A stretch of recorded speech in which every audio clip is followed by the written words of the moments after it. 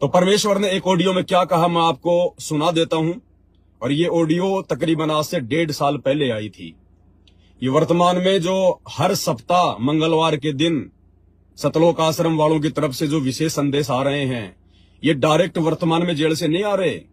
ये ऑडियो आज से 1.5 साल पहले आ चुकी हैं, जब नामदान सेंटरों पे जा जाके लोग सुना करते थे सुबह 4 बजे 5 बजे, और हम सत्सेवक नहीं जाया करते थे। ये ऑडियो सारी उस समय की हैं जो रिकॉर्ड कर ली गई।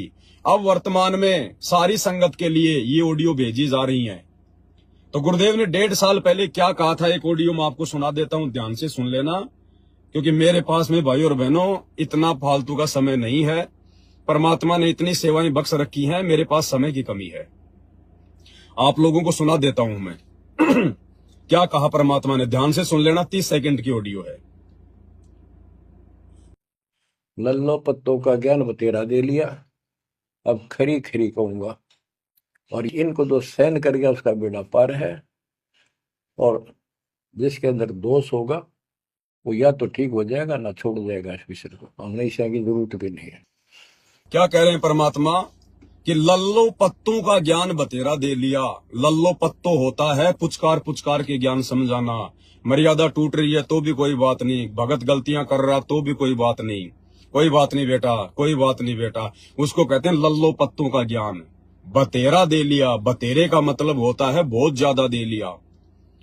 तो गुरुदेव कह रहे हैं लल्लो पत्तों का ज्ञान बतेरा दे लिया।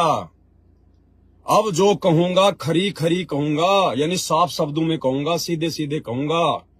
और जो इनको सहन कर गया उसका बेड़ा पार हो जाएगा।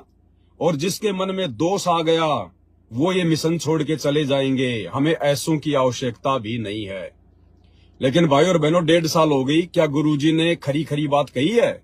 गुरुजी तो उसी प्रकार से कह रहे हैं बच्चों भक्ति करो संभलो। गुरुजी तो कोई भी खरी खरी बात नहीं कह रहे हैं। जैसे सत्संगों में पहले कहा करते थे वैसे ही गुरुजी आज कह रहे हैं। 1.5 साल हो गई, फिर 1.5 साल पहले क्यों कहा गुरुजी ने कि खरी खरी कहूंगा? भाई और बहनों ये खरी खरी बातें सतगुरु रामपाल जी परमेश्वर ने इस कुत्ते पवन दास के माध्यम से संगत को कहलवानी है। और पिछले 1.5 साल से ये दास खरी खरी बातें कहता आ रहा है। खरी खरी बात पिछले 1.5 साल के अंदर ही हम लोगों ने रजोगुण के संदेश दिए हैं कि भैया जिनकी रमणी हो चुकी है, जिनके बच्चे हो चुके हैं, अब वो रजोगुण से दूर हो जाएं, शारीरिक संबंधों से दूर हो जाएं, अन्यथा परमात्मा नहीं मिलेगा। ये मत सोचना कि परमात्मा ऐसे चलता रहेगा इस गंदगी के साथ में। ये खरी खरी बात परमात्मा ने इस दास के माध्यम से संगत में संदेशा दिलवाया। खरी खरी बात परमात्मा ने कहलवाई कि हमने ये दाढ़ी मूंछ वाली कबीर जी की फोटो को अपने घर में नहीं रखना। और हमने उस फोटो को फाड़ फाड़ के हजारों वीडियो बना बना के लोगों को संदेश दिए। 1.5 साल के अंदर अंदर हुआ। हमने अपने गुरुदेव भगवान का ही जयकारा लगाना, किसी और का जयकारा नहीं लगाना है। ये खरी खरी बात परमात्मा ने 1.5 साल के अंदर अंदर ही संदेशा दिलवाया है। हमने बाहर का खाना बिल्कुल भी नहीं खाना। विशेष परिस्थिति के बिना हमने पानी भी बाहर का नहीं पीना है। ये खरी खरी बात परमात्मा ने 1.5 साल के अंदर ही कहलवाई है। हमने अपने गुरुदेव भगवान को भोग लगाना है। भोग लगाए बिना हमने अन्न ग्रहण नहीं करना है। चाहे आप कितने भी बिजी क्यों ना हो, 3 टाइम नहीं लगा सको तो 2 टाइम लगाओ, 2 टाइम नहीं लगा सकते तो 1 टाइम लगाओ। ये खरी खरी बात पिछले 1.5 साल के अंदर ही हुई है। और ये जितने भी बातें, जो जितने भी नियम मर्यादा जो इस सतलोक वाली भक्ति के लिए बहुत जरूरी हैं, इनको फॉलो किए बिना हमारा काम नहीं बनेगा। ये सारी बातें 1.5 साल के अंदर अंदर ही परमात्मा ने कहलवाई है। तो ये सारी बातें इस कुत्ते को निमित्त बनाकर परमेश्वर ने कहलवाई है। और गुरुदेव ने कहा कि जो इनको सहन कर गया, जो इन बातों को समझ गया ज्ञान आधार से, जिसने अमल कर लिया, उसका तो क्या है बेड़ा पार। और जिसके मन में दोष आ गया ना, जैसे बहुत सारे लोग, इस पवन दास ने तो अपने घर में गुरुजी को कैद कर लिया, हम तो बेड नहीं लगा सकते, तो वो आसाद संगति से आउट हो चुके हैं। जो लोग रजोगुण से दूर नहीं हो पाए, बच्चे होने के बावजूद भी, 40-40, 50-50 साल के होने के बावजूद भी, आज वो साध संगति से दूर हो चुके हैं। जिन लोगों ने दाढ़ी मूंछ वाली कबीर जी को फोटो को अपने घर में रखना नहीं छोड़ा, दरबार में रखना नहीं छोड़ा, आज वो साध संगति से दूर हो चुके हैं। तो गुरुदेव कह रहे हैं हमने ऐसों की जरूरत भी नहीं है। हमने हमारे मिशन में ऐसे निकम्मों की फिर जरूरत भी नहीं है। जो 30 साल से इतना ज्ञान दे दिया, इतना समझा दिया, और फिर भी जो है सात संगति के अनुसार नहीं चल रहे, भगवान के विधि विधान अनुसार नहीं चल रहे। अरे और कैसे समझाएगा भगवान? खुल के नहीं कहेगा। खुल के कहने के लिए इस कुत्ते को परमात्मा ने खड़ा कर रखा, अगर बात समझ में आ जाए तो। भगवान ने तो वाणी में बता दिया कि आग पराई अपनी हाथ दिए जल जाए, नारी, नारी यानी औरत, औरत पराई अपनी भोगे सब कुछ जाए। जिस प्रकार आग चाहे पड़ोसी की हो चाहे अपने खुद की हो, हाथ दोगे तो हाथ जलेगा। इसी प्रकार औरत चाहे खुद की हो चाहे बाहर की हो, अगर उसके साथ शारीरिक संबंध बनाओगे, एक स्थिति आने के बाद, एक समय के बाद, जब आपके बच्चे भी हो गए हैं, बच्चे भी समझदार हो गए हैं, अब आपको वंश चलाने की आवश्यकता नहीं है, और फिर भी मौज मस्ती के लिए यदि उछल कूद कर रहे हो तो आप भगत नहीं हो। और उसके बावजूद भी यदि कोई विषय वासना में पड़ा है तो भाई फिर वो परमात्मा के योग्य नहीं है, भक्ति के योग्य नहीं है। साफ कह दिया गुरुदेव भगवान ने, भग भोग्या भग उपजय।